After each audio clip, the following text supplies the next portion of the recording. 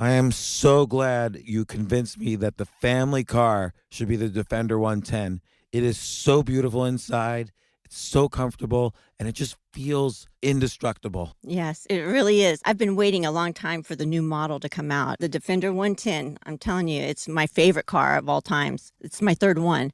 You know, I have stories of going off road. The guy managed the group. He was like, "What are you doing in this beautiful car?" I'm like, "I'm going off road." He's like, "Are you sure? Because you can use one of ours." And then they look like Mad Max cars. I'm like, "No, no, no, no, we're going to do this." And he was shocked. Wow. Well, it's great because the Defender has been reimagined for 21st century adventure, and its unparalleled off-road ability as well as its robust interior are invaluable whether you're headed towards uncharted territory or just a weekend of exploration. The Defender 110 tackles challenging surroundings with absolute confidence. The SUV conveys strength outside and in, featuring peerless technology like an intuitive driver display and an award-winning infotainment system. That's my favorite part, to keep you connected no matter where the journey takes you.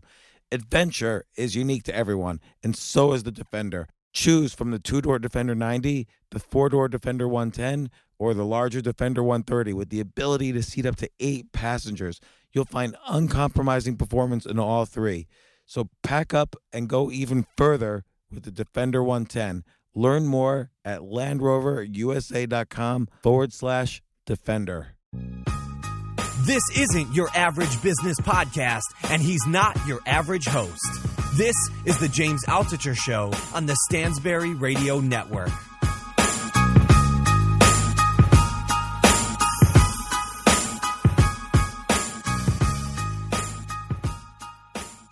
Tim Ferriss, I'm so happy to have you back on the show. This is your second visit to the James Altucher Show. Welcome. Thank you, sir. So, Tim, the first thing I want to talk about, and there's actually a lot of topics I want to talk to you about. So many things have been happening in your life, but the first thing is you bought the rights back to your TV show, the Tim Ferriss Experiment, and I was really disappointed initially when I heard that it was canceled. I was kind of going through them, and I didn't have a chance to watch all of them. So now am I going to have a chance to watch all of them? You will have a chance, and we can definitely dig into the backstory. The entire division at Turner Broadcasting was shut down. So not just my show, every show that they had made, whether it was doing well or not, as well as every piece of online content, webisodes, everything, the dozens of people involved, all had their content just put in the vault. So at the time that you were probably checking them out, I think only the first 2 maybe were up on iTunes. I only saw the Stuart Copeland, one of the best drummers in the world, was teaching you how to drum so that you could drum in a live concert with Foreigner. That's right. And they were kind of picking on you. Foreigner was kind of like saying, "You're gonna totally screw up, man." Yeah, they were good at applying some pressure, which sometimes you need the stern father to shake his hand at you. So I responded pretty well to that. But the show is going to have, well, I am launching, and by the time people hear this, they should be able to see it, which is all 13 episodes at once. I'm launching it House of Cards style, so I want people to be able to binge watch this whenever they want. I'm putting out everything at once, and it's been a long journey to get here, so I'm very, very excited about it. And it took a long time just to make the show in the first place, which was a year and a half ago, with the people I wanted to work with. It took time to find an agreement where I would be able to select a group as talented as 0.0. They do all of Anthony Bourdain's work, which is really cinematic and gritty, and they have a reputation for just putting out kind of film quality verite, as opposed to nonfiction television, as opposed to so-called reality TV. And Tim, I spent some time working on documentaries. I used to work. Sorry about the train. I used to work at HBO doing some documentary stuff, and I can see these episodes were not 4-hour work weeks. Like, no way. Must have done. It honestly looked to me about, I don't know, 50 or 60 hours or more of filming, and then another 20 hours of editing for each episode. That's what it seemed to me. Oh, at least. Yeah. I mean, at least you nailed it. So I would say two things. If you want a 4-hour work week, don't work in television, at least not in the traditional sense. Second thing is, the purpose of the 4-hour work week is obviously to be able to allocate time to what you want to allocate it to. And this was something it was the most exciting thing in my life at the time that we were putting it together. So I was happy to put in crazy time, but it ended up, we did, if you can believe this, James, you've done some production work before, so you'll appreciate this. 13 weeks worth of shows, so 13 weeks straight. And we're filming Monday to Friday, then we fly out Saturday, have meetings on Sunday to prep for Monday, and then we're off to the races filming a new episode on Monday pretty much every time. We filmed my days were like 12 to 16 hours a day, every day for that 13-week period. Yeah, because you're not just being filmed, and I'm sorry to interrupt, but I just want to remind people, so this show was about you kind of learning these incredible feats from scratch. So it's not just you being filmed, it's also you spending the time to learn. Yeah. So it's hard. Well, it's not only me spending the time to learn, but also I was a co-executive producer. So I was reviewing all the rough cuts. I was reviewing the fine cuts, sending back production notes in the production meetings to figure out what type of scenes or camera positioning we might use. I mean, obviously, I had very, very experienced people helping with the technical stuff. But it was a very collaborative, very intense process. And the goal, of course, being not to make it the Look How Cool Tim Is show, but to showcase the trials and tribulations, the failures, the challenges, but also the occasional miracles that you can engineer with a better toolkit and just a handful of accelerated learning techniques that other people can use. So that's kind of the idea. I guess it's like MythBusters meets Jackass in a way. I don't know. Also meets 4-hour chef. Because I feel like the 4-hour chef and the 4-hour body captured a lot of the essence of what you were then trying to move into TV with. Oh, absolutely. And the fact of the matter is, I love text, but I find the process of writing books very isolating and brutal. And we're in a world where I still believe in the power of text. I don't believe it's dying, but not everyone is going to sit down and curl up with a 600-page book and dig in. So podcasting is obviously amazing because people can say yes to podcasting without saying no to other things. They can do it while they're jogging or cooking or commuting. But I wanted to try to tackle the visual medium because I had a lot of fun experimenting with video in the past. I always wanted to be a comic book penciler, and I was an illustrator for a couple of years in college, actually. So I fantasized about doing that, and the video gave me an opportunity to kind of shake out my wrist and storyboard things and try to put together a story arc based on whatever content I might shoot or already had. So it was a hell of the whole TV show is an experiment. Yeah, because people don't realize with documentary style editing, there's obviously all the video, but what makes it really difficult is the editing is where the story actually comes out, and that's where you form the arc of the story, and it's incredibly difficult to edit a documentary. It's extremely difficult, and it's particularly difficult. I mean, in our case, you pretty much nailed it on the head. I think we had 50 to 60 hours of footage.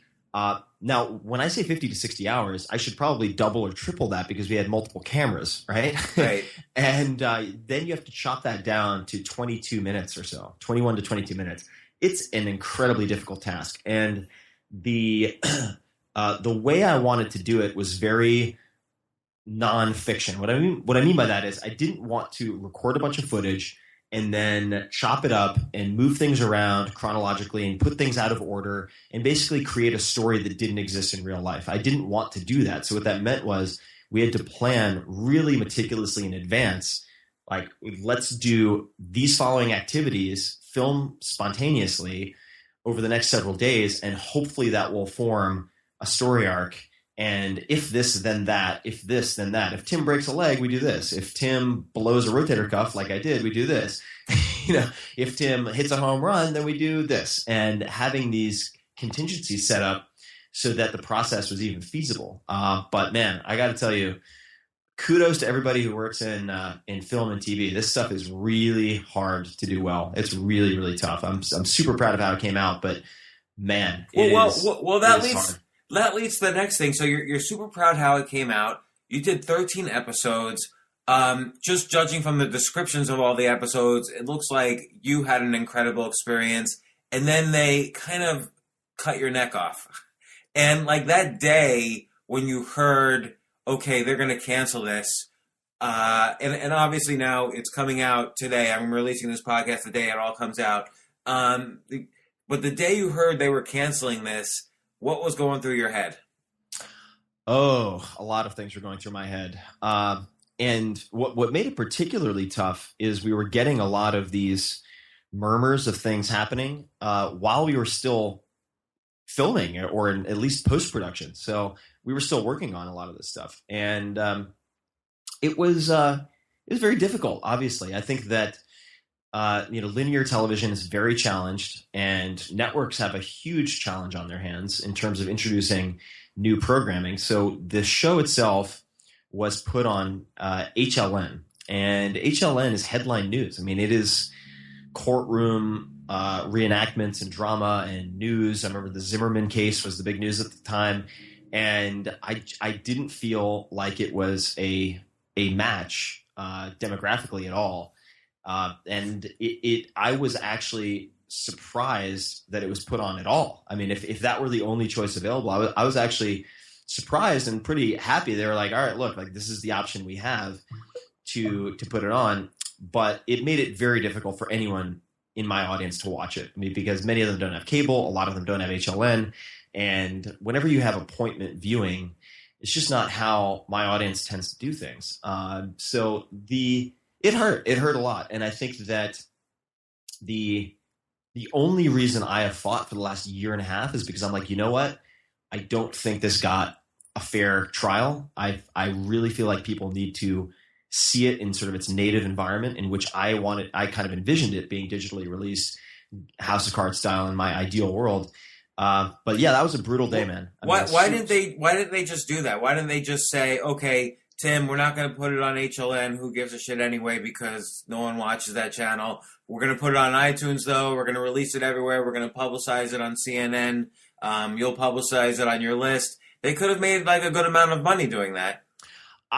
It's a great question, and I've found that it's difficult. Not all of the reasons for all the decisions were transparent to me, and understandably so. I mean, Turner Broadcasting is a massive company, does not have an obligation to share all the details with me. But at the end of the day, the entire division was shut down. So all of the content was pushed into a vault, and this is when there is a regime change like that, the people who are tasked with managing those assets or the people who inherit them don't really have any incentives to do a lot with them. And what I mean by that is this happens in music a lot as well, or TV shows when they are going to be renewed or canceled.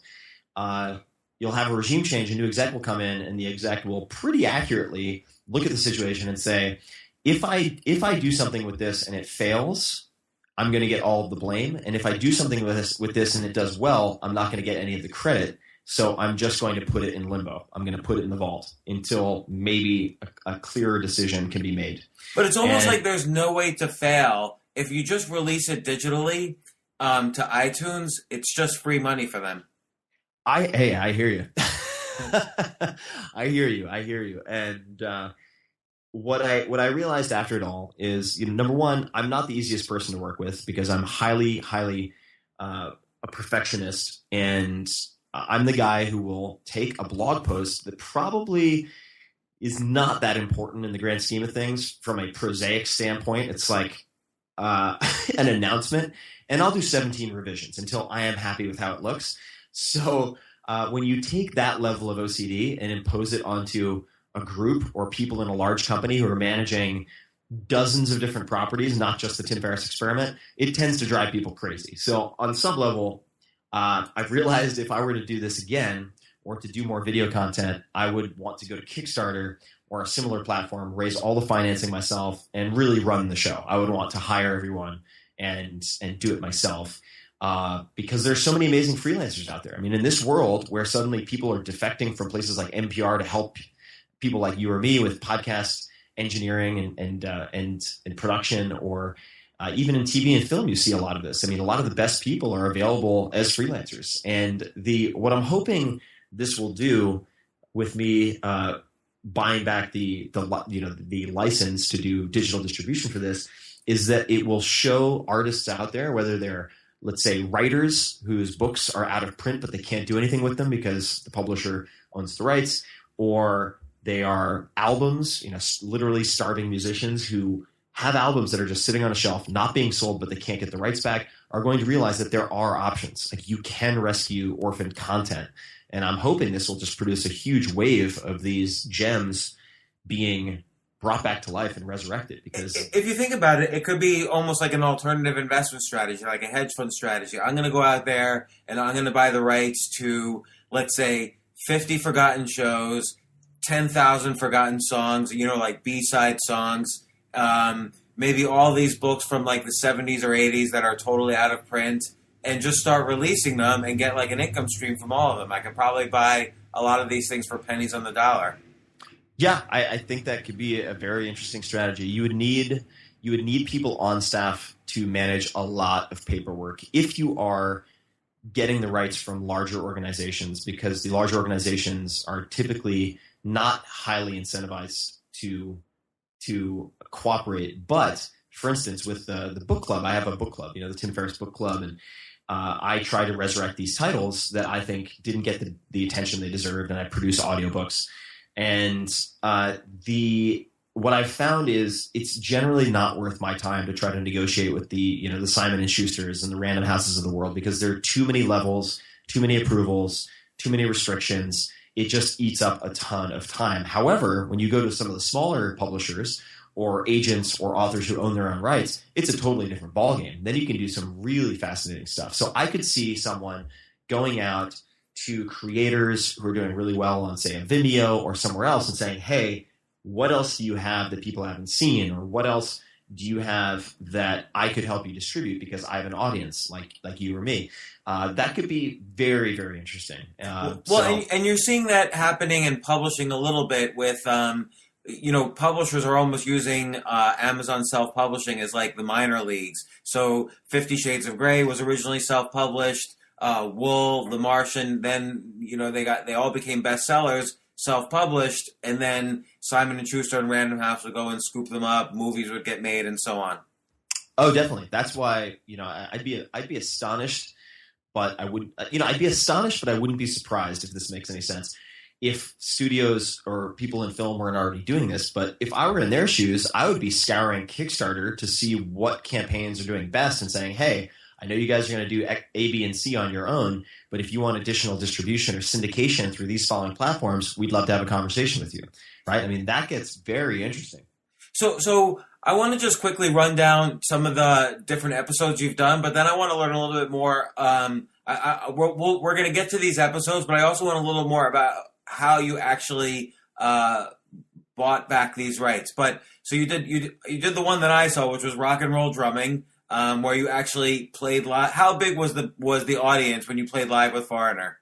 It was a couple of thousand people. I mean, it was big enough to scare the living hell out of me.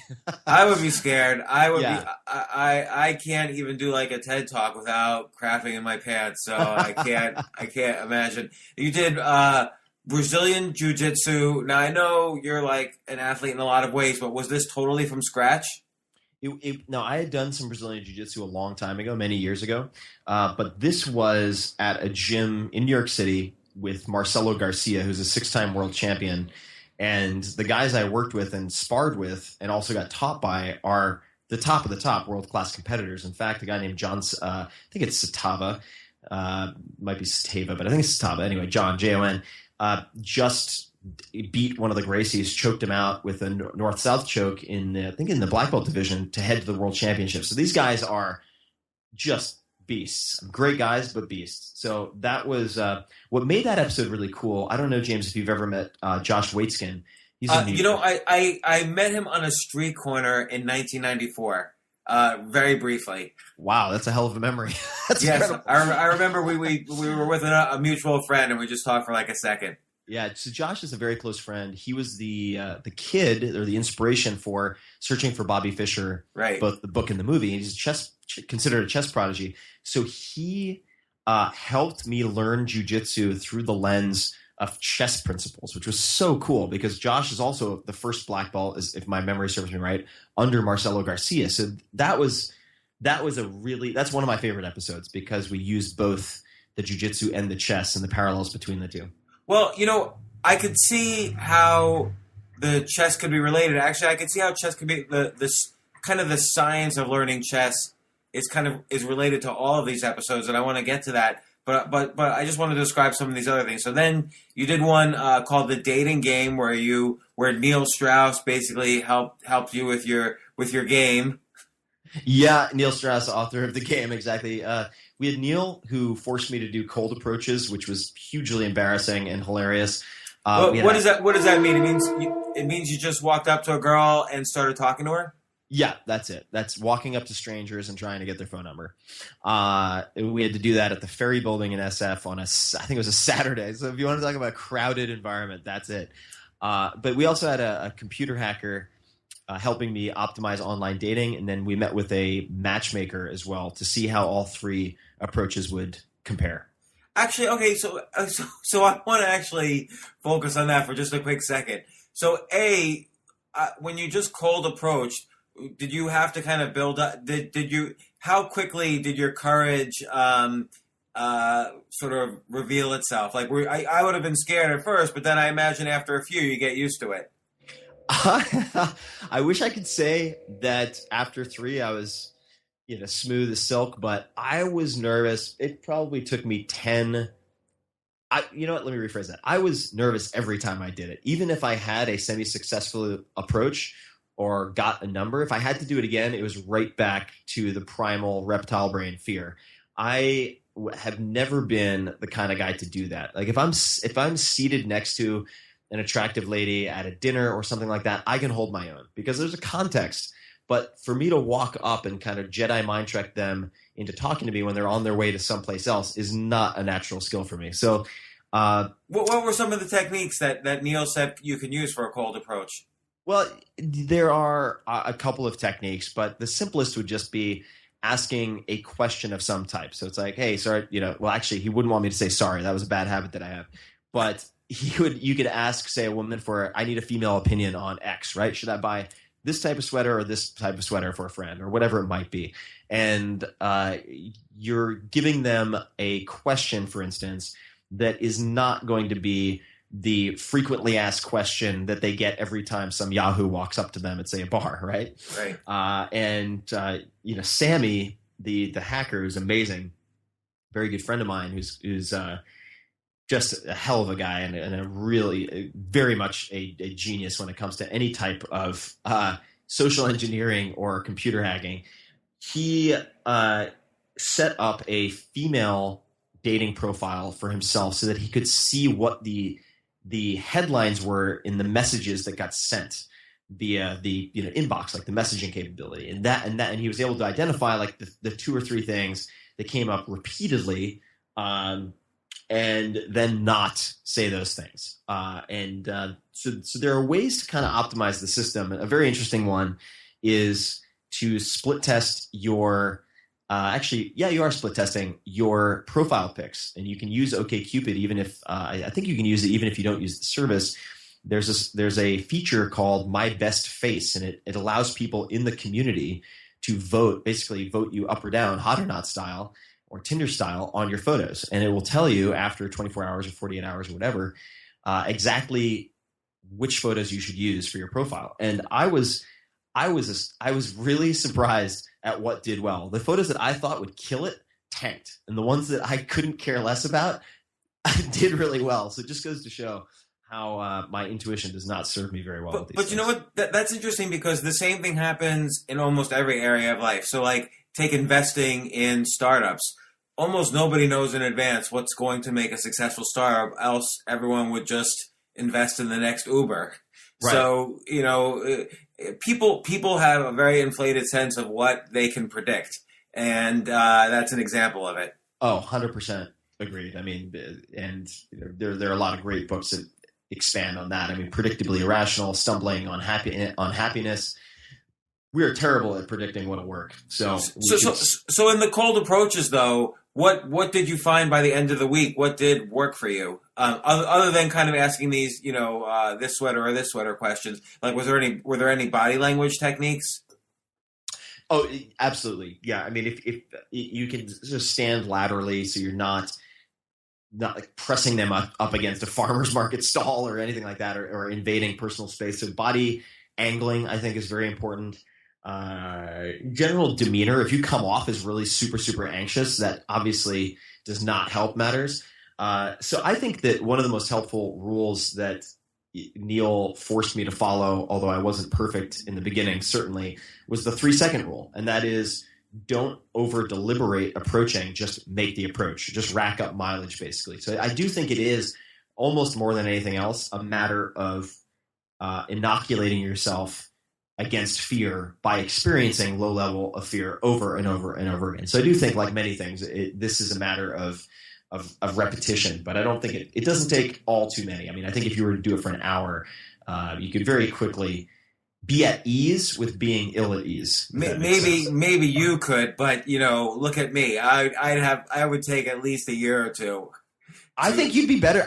James, I'm going to challenge you there. I think you would be better than I was. I think that you. I hope you take this the right way. I think you care less about what people think of you than I do. I try very hard not to be affected by. Like, what was the worst rejection you got?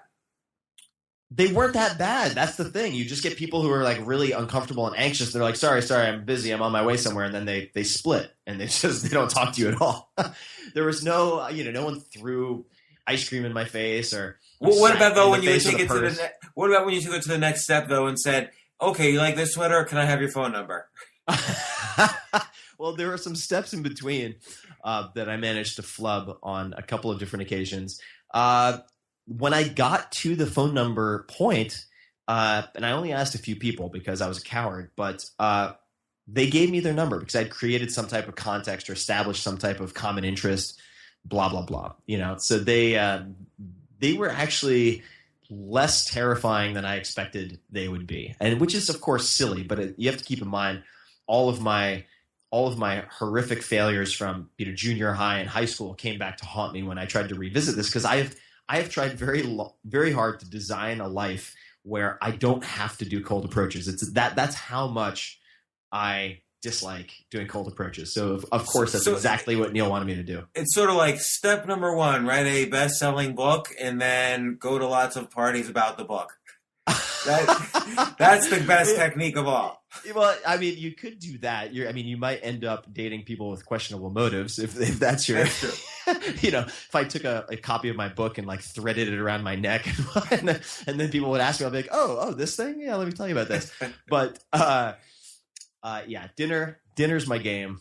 Cold approaches, I could use some work, but I think it's I like people to see the failures because it's one of those cases where whatever I manage to do right is due to a toolkit that I've tried very hard to refine over time. It's not because I knock it out of the park at all of my at-bats. I screw up more than most people I know. It's just that when you see the highlight reel in a bio or the book that's the end product, you don't see everything that goes into it and all of the face palming and sort of stumbling that went on in the process. Okay, so the 12th episode I was curious about because I played quite a bit of poker in my life, and did you start from scratch in your knowledge of poker? And I did. Yeah, I had never played a hand of poker. I had literally never played at all. So Phil Gordon is obviously a great player, and he was helping you. Yeah, Phil's made I think $3 or $4 million in purse, and he is a former computer science guy, so he was just the perfect person to sit down with me and could really walk me through the fundamentals, but also sequence things in the right fashion, and understanding that the challenge at the end of the week was to play heads up, one-on-one against a couple of professionals for thousands of dollars of my own money. I think it was $1,500 total or $3,000, something like that.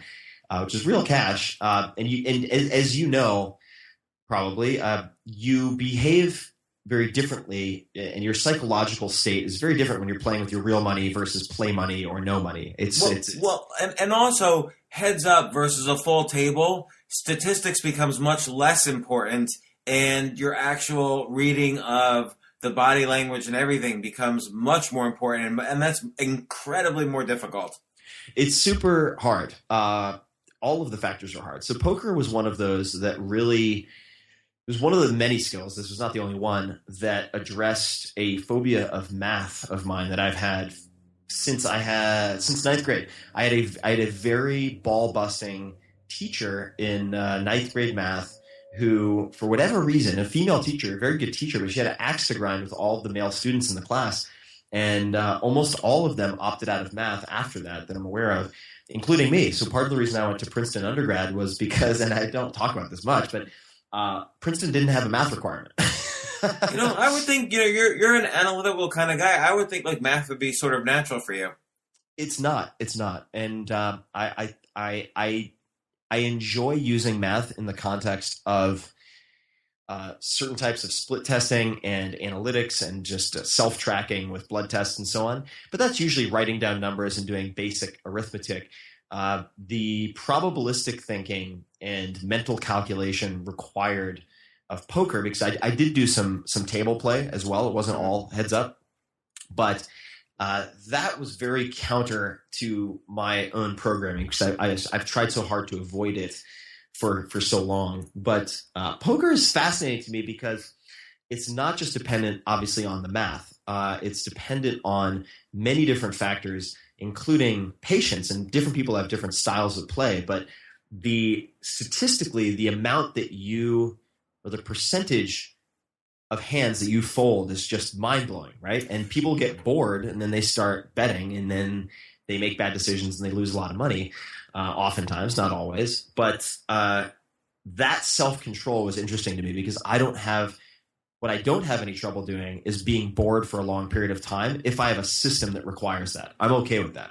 So right, that's so math can give you that at the table, but when you're heads up, you can't do that at all. It's the reverse strategy. Well, no, you can. When I don't want to give away too much, but I folded a lot in heads up, and I was running a lot of math in my head. I'm sure not nearly as much if you're doing a high stakes game with 8 people at a table, but I was running a lot of math because the blinds, and I don't want to.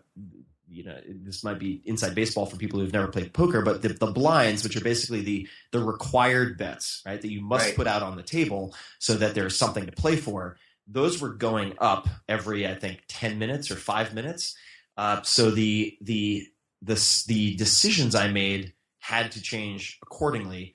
And again, this is speaking from the standpoint of a novice, but they're pretty interesting results, I got to say. It was a very fascinating experience. I loved Phil's style of coaching. The being in Vegas for 2 weeks straight, because I did another episode in Vegas, was a little much for me on the Strip. Being on the Strip for 2 weeks, I felt like I had to go sort of take a delousing bath every night and then go find where I'd lost my soul at the end of that period of time on the Strip. Yeah, Las Vegas is like this alternate reality. It's hard to get used to it, I think. So it is. It is. The 13th episode looks fascinating, and particularly the way it's shot in the trailer. You're like a superhero practically. So it's urban evasion and escape. So I guess the idea is, what happens if you're kind of kidnapped and handcuffed, and a bag is put over your head, and you're far away from anybody who can hear you scream, and you are supposed to get out of that situation. And obviously, you had never done that before. No, I hadn't done that before. And the context for that is really the fact that at one point, the people at Turner very kindly asked me, and this is something no TV people had ever asked me before, which was, if you could do anything in TV, what would you want to do? Usually I'd had people involved in TV come to me and say, hey, here's what we're doing. We're looking for a host, or we're looking for a judge. Do you want to do it? And there was zero creative input from me. So one of my answers to the folks when they asked me that was, I'd like to create a show about becoming Jason Bourne and how people can become Jason Bourne. And there are definitely some James Bond elements in there. But if you look at the show and all the episodes, you have language learning, rally car racing, escape sequences and stuff. Well, you have the art of parkour, which is I don't know if I said it right, but that's like where you're kind of jumping around from wall to wall like Jason Bourne. Yeah, exactly. Or the initial chase scene in Casino Royale, basically ninja plus breakdancer over obstacles, which is that was a really painful episode. The escape and evasion was sort of the final piece in the puzzle. I was like, okay, well, let's really figure out. And I wanted to learn this stuff, quite frankly, because I travel to a lot of places where there are kidnapping risks also, and I'm doing less of that. But I've historically spent a lot of time in South America and in Central America, and those are real risks. I mean, those are industries in many of those countries. And you'll have organized crime with relationships at the airport who will read flight manifests to determine who makes promising targets, and they'll use Google and other tools to establish that. So I wanted to learn, for very practical purposes, what happens if I am kidnapped, or if I am hooded, or if I have zip ties tied around my wrists and my ankles. How could I conceivably get out of such a situation, or just as important, prevent it in the first place? So that was, or for instance, hot wiring a car. That was very fun. No, wait, just the kind of being kidnapped, handcuffed, hooded, everything. Is it possible to escape that?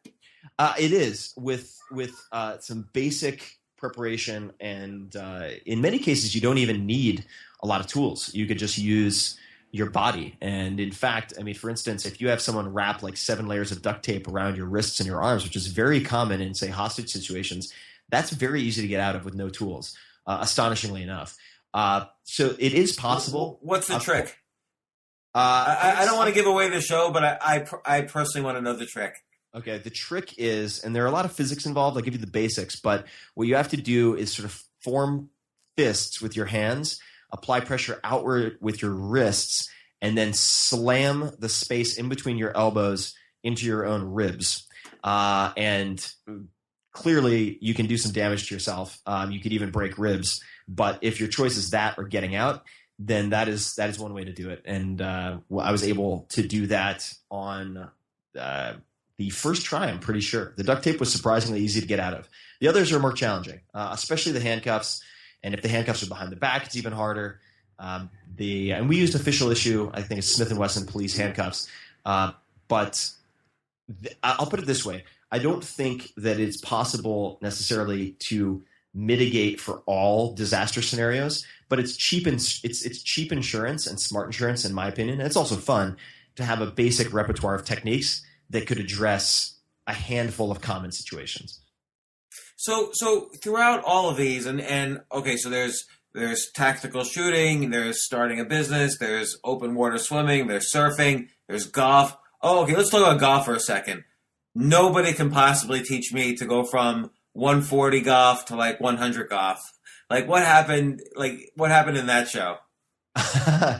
That show, we used a lot of motion capture to do very biomechanics-oriented analysis to see, for instance, which parts of my body were moving in what plane, at what speed, and what order, which is very important if you're looking at, say, the kinetic chain, and like, do you move your knee first? Or which knee? Do you move your hip first? In what order should those happen? And we also did a lot of drilling and practice on principles that are oftentimes overlooked in golf. And I do not golf. I don't know how to golf. This was ground zero and up. So like before this, if you went to an 18-hole golf course, what would you shoot? I wouldn't even know what number to give you. Like, quite honestly, I mean, I had never played on an 18-hole golf course ever. Are you allowed to say how you did by the end? Can you say the score, what you scored what you shot by the end? We did not do like an 18-hole course. There were other goals. Okay. But I'll leave that one for the folks to see. That was one where we had a miracle of sorts, which was pretty amazing. But I'll let people check that one out. Now, from the beginning of the series to the end, did you find yourself getting better at the process of learning, kind of like the meta aspects of it? Definitely. Absolutely. And Is it sort of like the difference between learning like a fourth language from learning a third language? You know, if you learn 10 languages, I'm sure the 10th is easier than the ninth. yeah, it's very similar. And also, I learned a lot about managing the process, right? I mean, this is a team I hadn't worked with before, with a schedule I hadn't been on before. And so I started to figure out, like, okay, at what point should I interrupt training, or should I ask for a half a day of training without any cameras so that it's uninterrupted? Because really, I mean, a day of filming meant I maybe got 3 to 4 hours of practice. I mean, it was very insanely compressed. So when I say doing something in a week, for many of these skills, I only had maybe 12 hours of total practice. It was really, really stressful. But I did learn, for instance, that given the compressed time frame, at the end of the second day of practice, that night, I would have like a complete physical sense of overwhelm and basically a mini nervous breakdown. Like it was very predictable.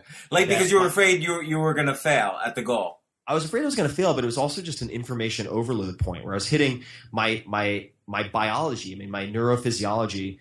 Maybe it was a depletion of neurotransmitters. I don't know the exact cause mechanically, but I was reaching a point where very predictably at the end of the second day at night, I would have the equivalent of a complete system shutdown. And that would require me to prioritize sleep, for instance, more on the second night than on some of the subsequent nights, because I needed that period of adaptation. And I could take things like supplements like Huperzine A to increase REM sleep to help with the skill consolidation and stuff like that. Wait, what's that supplement? I don't think I know it. Huperzine A, obviously it's very powerful. So I'm not a doctor, don't play one on the internet, so talk to your medical professional. But Huperzine A is an acetylcholinesterase inhibitor. It inhibits the breakdown of acetylcholine. And in the lucid dreaming community, which has been verified in sleep labs and so on, it's the ability of becoming conscious that you're dreaming when you dream, which has really fascinating implications for skill acquisition. But you can induce lucidity with greater frequency if you use Huperzine A. It would appear. And for me, since I'm using sleep and REM sleep, which some people speculate or theorize is involved with memory consolidation and skill acquisition, I wanted to use Huperzine A as sort of an unfair advantage to increase the rate at which I would absorb these new skills. But that would be much more. I didn't use it for the entire time of filming because I cycle on and off of it. I think it's a very powerful pharmaceutical. But these are the types of things that I figured out, given the constraints and the length of the show. On which day, for instance, should I increase my protein intake because I need to handle muscular repair but might not have opportunities to do so otherwise? So I started having the production crew help get me isopure whey protein drinks so that I could take those like every 3 to 4 hours if I was doing something very, very intense like the Brazilian jiu-jitsu or the parkour or something like that, because I realized if I waited until after filming to consume protein, it was too late. I already had a lot of micro trauma and I would be incredibly sore the next day. So I started traveling with an ultrasound unit and electrical stimulation unit and so on. And I should also say that a lot of the extra footage I was able to get a hold of. And what that means is instead of having just 22 minutes, I have hours of bonus footage, including extended interviews with, say, the golf instructor, extended demos, and all sorts of amazing footage that we just couldn't include because of space constraints. So that stuff is all going to be at 4hourworkweek.com/TV, just all spelled out, FOUR. So it seems like I know from, let's take a basic example like chess. So they've done all sorts of studies on what makes the difference between a chess amateur, a chess master, and a chess grandmaster. And the main thing is a chess master and a grandmaster is able to do a lot of pattern recognition. So, for instance, a castled king is considered a chunk of knowledge. And so rather than like an amateur who's studying where every piece is on the board, a master might be familiar with what to do with 10,000 knowledge of 10,000 chunks, and a grandmaster might have knowledge of 100,000 kind of chunks of knowledge. And do you find that it works the same way in all these other fields? Absolutely. 100%. And I do think, however, because I noticed you were doing that on the first episode, the drumming. It was like you were extremely quickly trying to chunk the basic elements of drumming as opposed to just hitting the drums, for instance. right, instead of playing notes, identifying how to break it down to the pre-chorus, the chorus, so that you have these sort of discrete containers that are more manageable than 1,000 discrete pieces. And absolutely, you see that in the rally racing. It would be, where are you looking? How are you positioning your body? And what are the chunks in the visual field that you pay attention to as opposed to ignore? In chess, it could be exactly what you described, among other things. In fact, one of the bonus clips, there might be a little bit of this in the episode, but there's an extended scene. You'll love this. There's a bonus clip.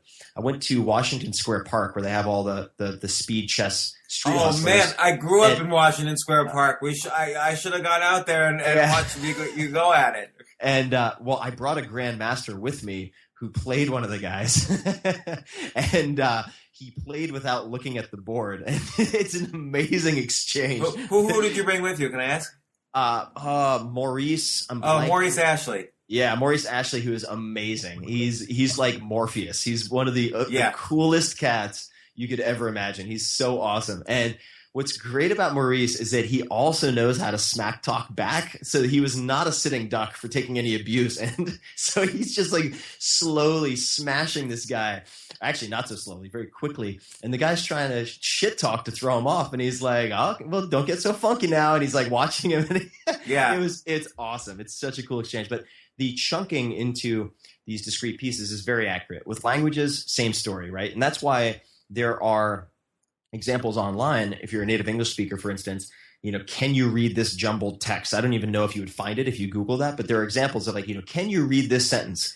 And the letters are all kind of out of order in each word, or they're upside down, but your brain decodes the words so that you can read the sentences because your eyes are so accustomed to the morphology of certain words, like the D with the uptick, like the upstroke on the D, that it can decipher what the page is trying to say, even though everything is written incorrectly. It's so fascinating. But here's the problem a little bit, though. So, let's take chess as an example. It could take 2 or 3 years of solid practice for, or more than that, depending on talent levels and other things, and who your instructor is. It could take years to learn those 10,000 chunks to play at a master level. And yet, let's take drumming. You're playing in front of an audience of thousands in a week.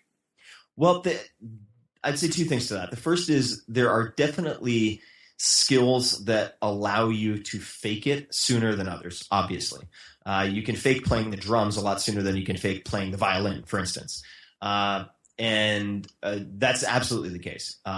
Doesn't mean that drumming isn't difficult, but on a level of complexity, there are certain things you can fake sooner than others, or to the untrained eye or ear, things that you can do with certain skills. I would say though, with chess, I would absolutely maintain that what I said in the 4-Hour Chef, which is within 6 months you could get to top 5% in the general population.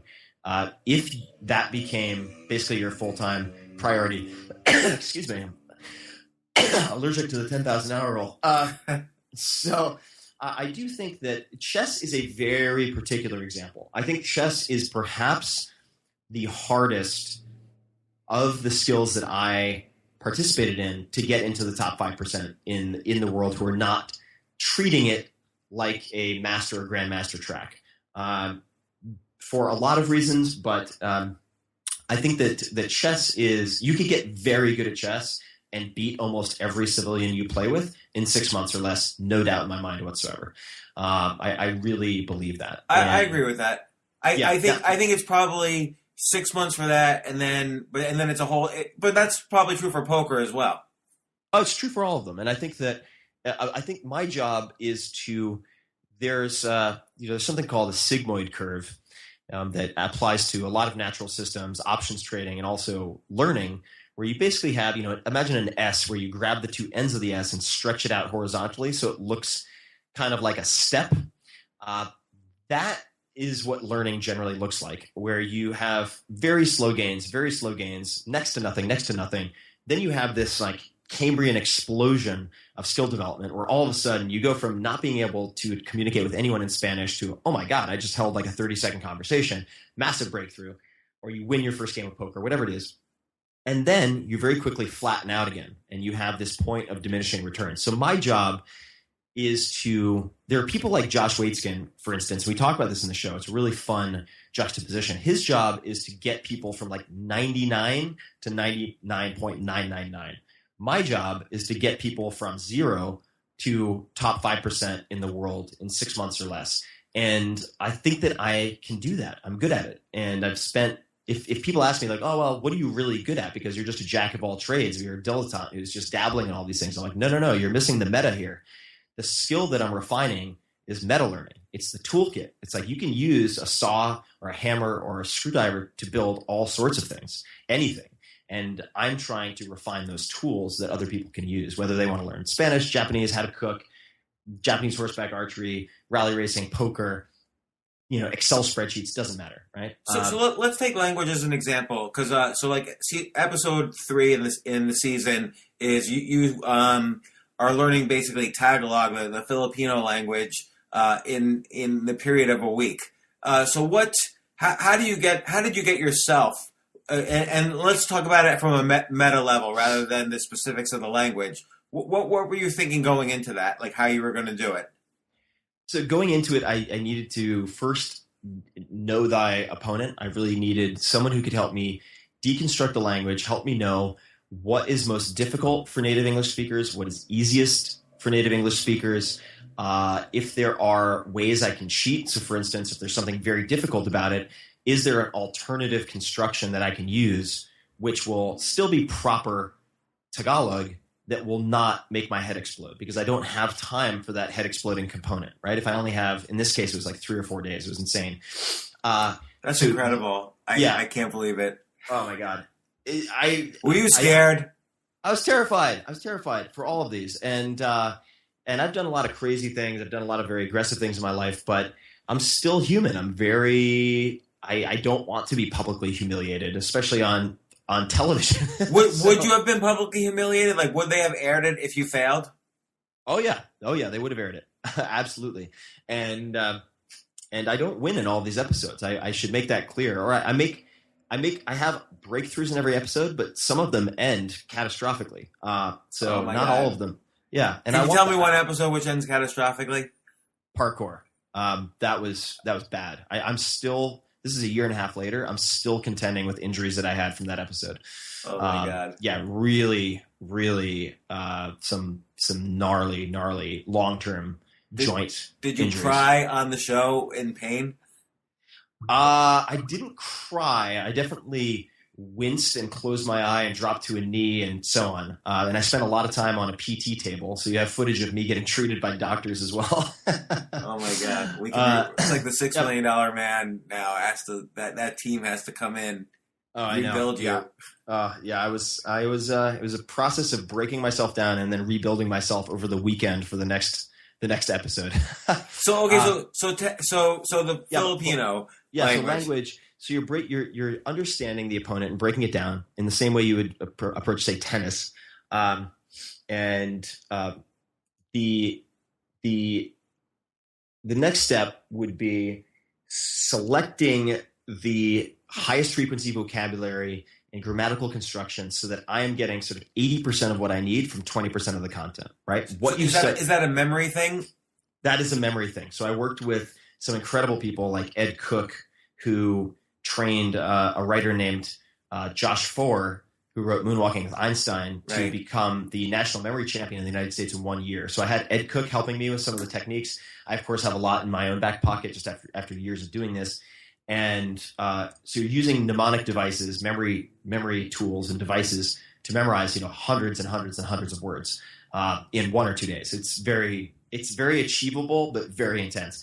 And then practicing in live environments as much as possible. So in LA, I stayed with a family that spoke Tagalog. That was a key component. And then really trying to predict, like, okay, what are the questions they are most likely to ask me in an interview, right? And this is something you can do anytime you learn a language. They're going to be asking you questions like, why did you choose to learn X? Where are you from? Do you have any brothers or sisters? Where did you grow up? So I had to make sure that I wrote out my biography, right? Like, here's Tim's life story, and then basically broke it down into responses to questions. And I was like, all right, I need to learn at a very minimum as a starting point all of this. And then stalling tactics, right? So what are the techniques that you can use in Tagalog that are like, oh, that's a good question. Well, I'm really glad you asked that. Give me a moment to think about that. I want to give you a good answer. If I'm having trouble recalling a certain phrase or word, right? How do I buy time so that I have 10 seconds to try to process? These are all approaches that you can use in other skills. So you can buy time in many different ways. You can find coping mechanisms. But perhaps the most important thing to do with all these skills is look for unorthodox teachers and practitioners who are good at it, who shouldn't be good at it. So someone who has very little training, who's really good at it. So let me just say one more thing. Or for instance, if you're trying to learn how to swim, like study amputees. How do people without legs swim? And that will teach you more about biomechanics than all of the so-called best practices and traditional swimming manuals combined. If you're looking at ultra endurance running or running marathons, find someone who's really, really big who can do it and has good time, because they're compensating for sort of bad God-given build and genetics for this particular sport with technique. And you can't copy attributes, right? Like Michael Phelps' hands and feet size. You're not going to get that just by taking growth hormone or something. So you have to make up for it with technique. So that's very interesting. So let's take something like basketball. Okay. So, neither you or I are 6'8" or anything like that. So how would you, and basketball's not in your series at all. If you were told today, okay, Tim, you've got 5 days to become a basketball champ, or at least, compete with the Knicks a little bit, what would you start doing? I would, well, the Knicks is a tall order, but I would say I would do an assessment, like almost like a business. So I would do a SWOT assessment, right? I would have sort of the strengths, weaknesses, opportunities, and threats. What are the things that could go right? What are the things that could go wrong? Given that my vertical leap is X and this, and this fit this profile, what would I have to focus on to even be a team member? And ultimately, it would probably come down to passing and perhaps long distance shots. And as a side note, I did actually tackle this in the 4-Hour Chef because I had always viewed basketball as a huge embarrassment and failure of mine. It was something I was very embarrassed about because I was a wrestler. Wrestlers are cavemen. We can't dribble and do layups. And I was ridiculed by a PE coach back in like junior high when I tried to try out for the JV basketball team. So I just shelved it. And I had these very, very bad sort of negative self-image problems related to it. Ultimately, you can break it down, and I would focus on shooting. I would focus on shooting and passing, most likely, and how I can compensate for my weaknesses. So I think that, and there's a very interesting piece, I think, that Malcolm Gladwell wrote in the New Yorker about non-obvious basketball strategy that was used by some, I think, entrepreneur, Indian fellow who coached his daughter's basketball team. He had never played basketball before, and I think he took them to an undefeated season. So there's team level strategy and then there's personal strategy, and both would have to interplay so that I would not embarrass myself and everyone else on the court. But that's how I would think about it. Would you look for like the Harlem Globetrotters has some smaller players? Would you look for their techniques of what they were doing? Absolutely, yeah. I would look for the shortest guys in the game. I would look for the oldest guys in the game. Ideally, someone who matched my sort of phylogenomics or whatever. I mean, I'd try to find a white guy, right, who is, if I could, might not be able to, but I'd try to find someone who matched me attribute-wise as closely as possible to model. If I couldn't do that, though, I'd still be looking for outliers, people who are older, people who are slower, people who are shorter, etc., because I would be in that bucket. And then I try to identify who their mentors and coaches were. Because if I talk to their NBA coach, he's not going to be nearly as helpful necessarily to me, given my skill level, than their high school coach, right? Who was dealing with teams with far lower skill sets and less refined technique and less experience. So I would certainly not shy away from going to a high school coach who had dealt with shorter people who went on to become superstars. Absolutely. So now what happened? They canceled the show. Obviously, you wanted to buy the rights because you wanted to share this with the world. How did you go about getting the rights? I've never actually heard of anybody getting the rights to their show back. It took a lot of blood, sweat, and tears and money. Did they say no at first? They didn't say no so much as we don't want to do a deal with Tim Ferriss, but they were considering many different options for the show. And the reason it took so long is partially because they were shutting down the entire division. So they were more occupied with the priority of letting people go, negotiating severance packages, and providing a soft landing for all of that than making deals for divesting themselves of the show, which was probably written off by that point anyway. So it wasn't like they had a P&L obligation to do a deal.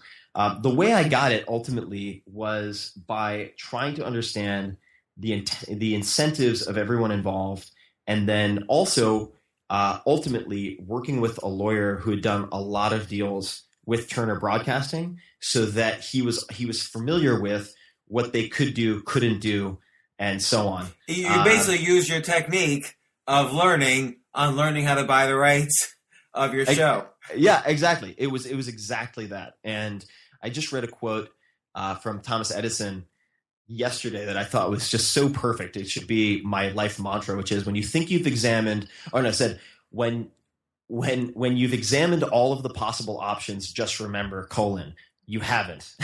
And I was like, great. Man, isn't that the truth? Well, so you're releasing all the episodes today, April 28th, 4hourworkweek.com/TV. I think the valuable, obviously, I'm sure you edited this great. All the storytelling is great. But for me, the valuable thing is to kind of understand how you meta-learned, how you kind of learn to learn. Because I think that's where education needs to go. So I actually think this is an incredibly valuable series for not only myself, but my children I'm going to have. I'm going to force them to watch it. Even though you're a guy and they only watch stuff with girls in it right now, but I'm gonna force them to watch it. Well, I will tell you that some of the folks involved with the show, I had dinner with one of them, and they asked their two daughters if they wanted to watch the show, and they were totally hooked. And these are like 10 and 12 years old. So I think there's something there, man. I hope so. Okay, well, good luck. I can't wait to see these. All right. Thanks so much, James. I really appreciate it. Thanks, Tim. Bye. Bye. For more from James, check out the James Altucher Show on the Stansberry Radio Network at stansberryradio.com and get yourself on the free insiders list today.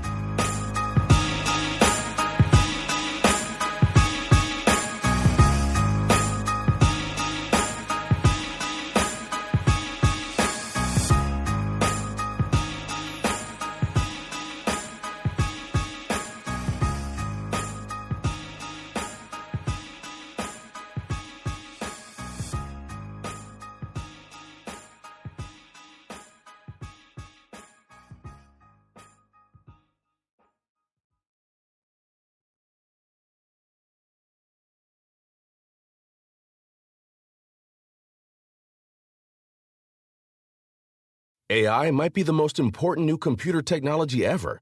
It's storming every industry, and literally billions of dollars are being invested. So buckle up. The problem is that AI needs a lot of speed and processing power, so how do you compete without costs spiraling out of control?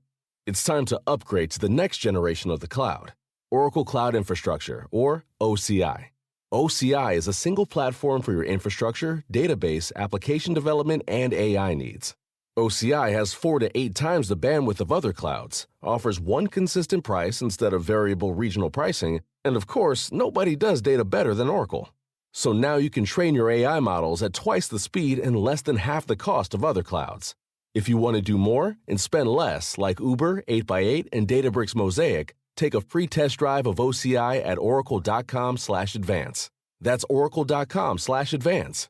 oracle.com/advance.